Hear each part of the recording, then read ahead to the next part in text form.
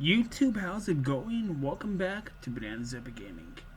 And today on Bananas Epic Gaming, we are filming another episode of CageTalk. And we're going to be reviewing the newest movie, Willy's Wonderland, that came out on the 12th of February. By the time this comes up on YouTube, it will be Valentine's Day. So happy Valentine's Day. So let's get into this movie, Willy's Wonderland.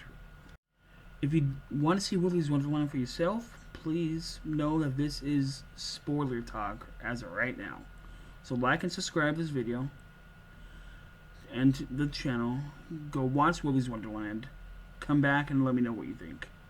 So here we go. Willy's Wonderland is about a quiet drifter played by Nicolas Cage who is tricked into a janitorial job at the now abandoned and condemned Willy's Wonderland. The janitor is taxed, suddenly becomes an all-out fight for survival against a wave of demonic animatronics. Fists flying, kicks landing, titans clashing, and only one side will make it out alive. When this movie first was announced, I was like, okay, this movie could be good. And when Emily Tosta was announced, I was like, okay, I'm all in. I'm going to be there opening day because I adore Emily Tosta. I really, really do. She is a wonderful actress, and she has such a bright future ahead of her, and I can't wait to see her take over the acting business because she's going to do amazing things. Emily Tosta plays Liv. Now, here are the spoilers. In the opening scene, we see a man and a woman running from the animatronics, and that is, we come to learn, Liv's parents. We don't know that until like the middle of the movie. And the animatronics kill Liv's parents. They leave Liv alive. There are 8 animatronics, and we have Willy, we have Artie the alligator, Siren Sarah, Ozzy the ostrich, Gus the gorilla, Nighty Night, and Tito the turtle. And that is it for the names of the demonic animatronics. And fast forward to Nicolas Cage coming into town. He wrecks his car because he goes over spikes, and that's how his car breaks down. He calls a tow company. Then we fast forward and we meet Liv. Liv is spotted throwing gasoline on Willy's Wonderland because she wants to burn the place down, and we later find out why she wants to burn the place down, because the town is covering up the murders. The town is luring people into their town and tricking them into being the janitor for one night at Willy's Wonderland and having Willy and the gang feast on the people or person's soul.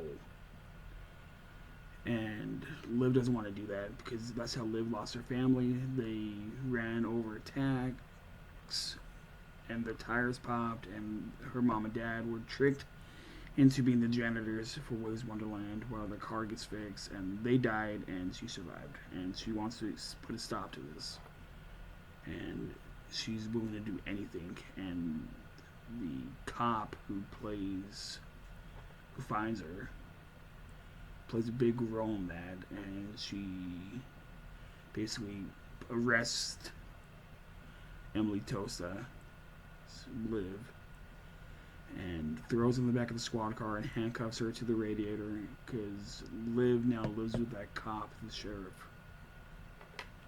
I forgot the sheriff's name, but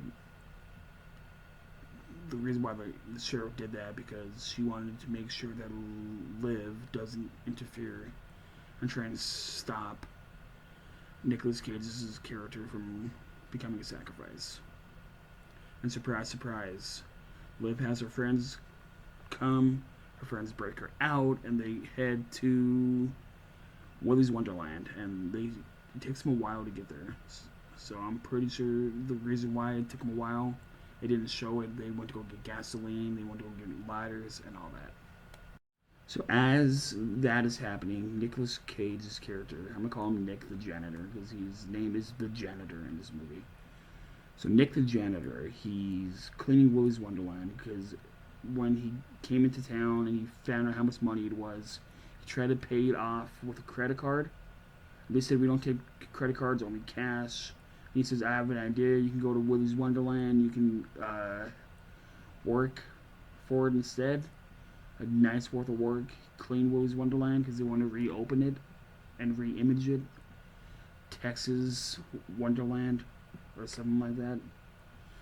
And he says yes because one night's worth of work for my new tires and my modem being fixed, or $1,000. And obviously, you're gonna take the one night's worth of work. As that is happening, he fights a few of the animatronics, and he curb stomps the gorilla's mouth on a urinal, and he breaks his jaw. That is the best animatronic death in my mind that I liked, because it actually shows him. This movie's really, really bloody, by the way. If you don't like blood, just kind of close your eyes if you see it coming, because it's not that bloody, but it is pretty. There's a decent amount of blood in this movie, and that's good because you need blood in horror movies. So Liv and her friends get there. Liv and them start throwing gasoline on Willy's Wonderland again, and Liv says stop. That guy is still in there. We gotta go get him because I'm not gonna let somebody in there burn. Those animatronics can burn, but I'm not gonna let a living person burn. She knocks on there. They make eye contact. He walks away, and she says, I'm going to go get him. So she goes and gets him to get him. And her friends stay there for now. And she's in the vents, and she's being chased by Artie, the alligator, in the vents. She gets out of the vent just in the nick of time before Artie, the alligator, would have bit her head off. And she runs into Siren Sarah. And her and Siren Sarah duke it out a little off screen. That would have been nice to see Liv or Emily Tosta fight a little more in this movie. But I'll take what I can get because, like I've said earlier, she's going to be an amazing actress. She's going to do amazing things, and I can't wait to see her excel and keep climbing the rankings in Hollywood. But she screams, and that lures her friends to the roof. Her friends argue, saying that this is all Emily Liv's fault, that they shouldn't be here. And the guy that likes Liv charges at the other guy that was talking bad about Liv, and they crash through the roof and into the ball pit. And now they are in Willy's Wonderland, locked in with Liv and Nick the janitor. So throughout this whole movie, there's been like people missing, people dying in Willy's Wonderland. And if you pause it in the beginning when they're in the garage looking at Nick the janitor's car, it says that the earliest missing persons that I saw was February 5th, 1984. So there's been missing people since 1984, and that's why nobody wants to open Willy's Wonderland, but they wanted to just leave them alone because Willy's Wonderland is filled with demonic animatronics, and the animatronics are basically killers. They're killers. They were killers when they were humans, and they committed a sacrifice. They sacrificed themselves, put their souls into the animatronics' bodies. So that's why people were saying that this movie is like basically Five Nights at Freddy's, because they put their souls into animatronics and they were haunting a pizzeria.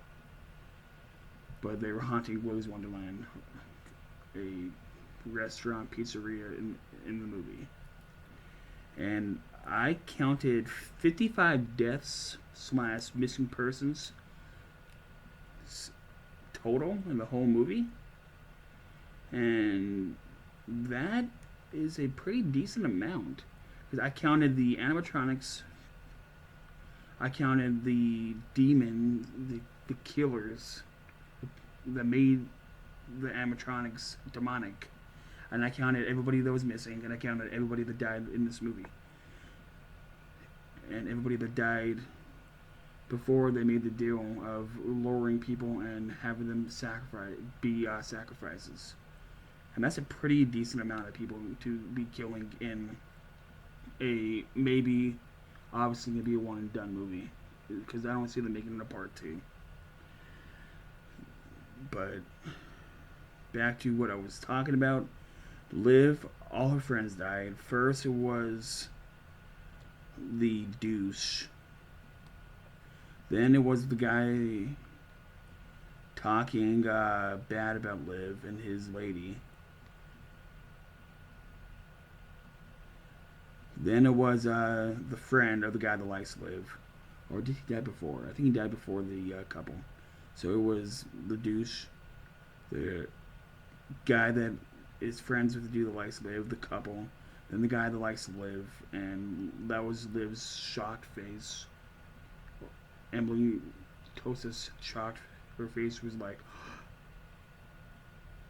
Then the two cops, the one that adopted Liv and the one that was new on the force. And so that makes the horror trope. If you're new on the force, you're gonna die in a horror movie. Continue. Then the owner of Willy's Wonderland and the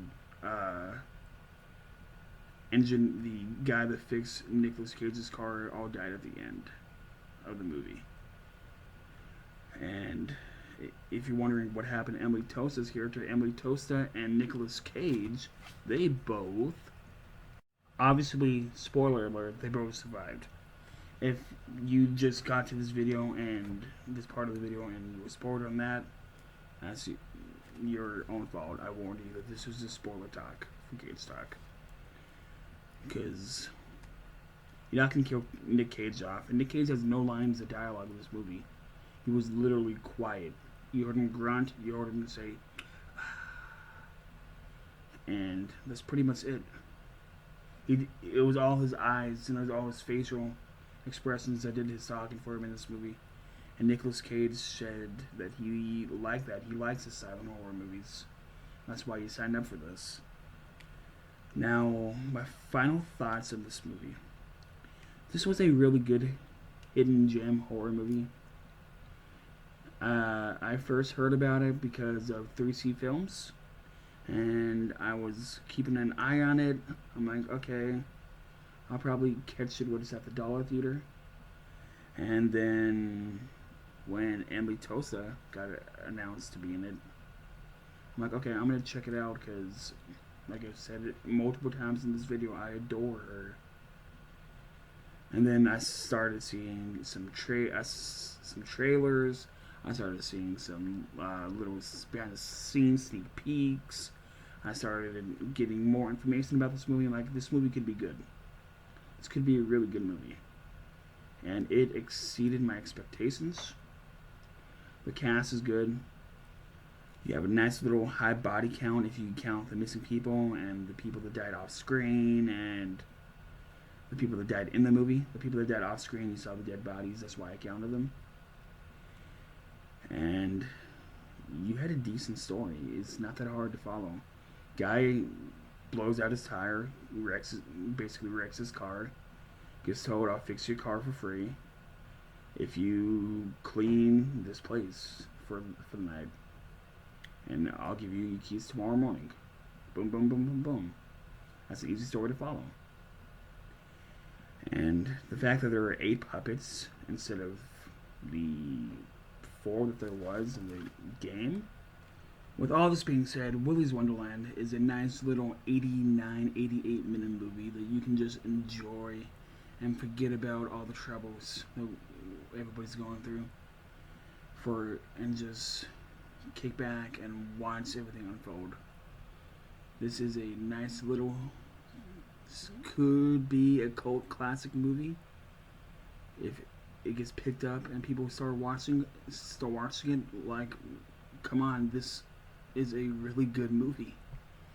I know not that many people have heard of it. I've talked to some people that are like, what's Willy's Wonderland? I've never heard of that movie. Is it gonna suck? And I can tell you without a shadow of a doubt that this movie did not suck. It blew my expectations out of the water. That's why I gave it a 7.5 out of 10. Only reason why I didn't give it an 8 out of 10 or 8 or 9 out of 10. It was like really close to 8 out of 10. It felt a little too short because it felt like I watched it and it just boom, it was the end. And some people that I've talked to that seen it said that they didn't like the Nicolas Cage didn't have any speaking parts, so that's why they gave it a little low rating. But it just felt short to me. That's why I'm giving it a 7.5, 8 out of 10. And I'm happy that I got to be able to watch it.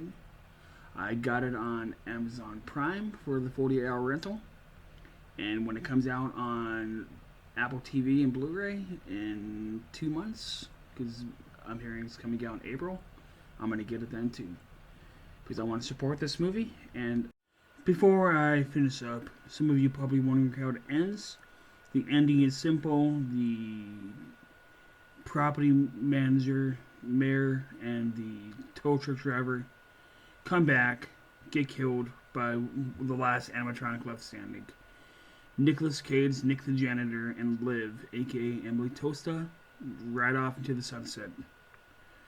And I cannot wait to support this movie because I want to support my girl, Emily Tosta.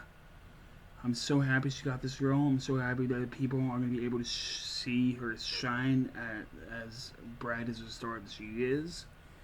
And I can't wait to see her take over Hollywood, because I'm very proud of you, Em. I can't wait to see what's next. Now, I want to thank you guys for joining us at Bananas Epic Gaming. Please be sure to like and subscribe. Tap that little bell on the YouTube app so you guys never miss an upload. And I'm going to be putting this out on Valentine's Day. The next couple Cage Talks are going to be the NFL mock draft, and they're going to be my WrestleMania predictions for Night 1 and Night 2. Night 1 and Night 2 will be a joint video. So please be sure to like and subscribe. Tap that notification bell. And tap that subscribe button again, please. Because I want to reach my goal of 200. I would love to reach 1,000 before I hit 30 in 2 years. Because I'll be 28 in June. And I'll see you guys on the next one.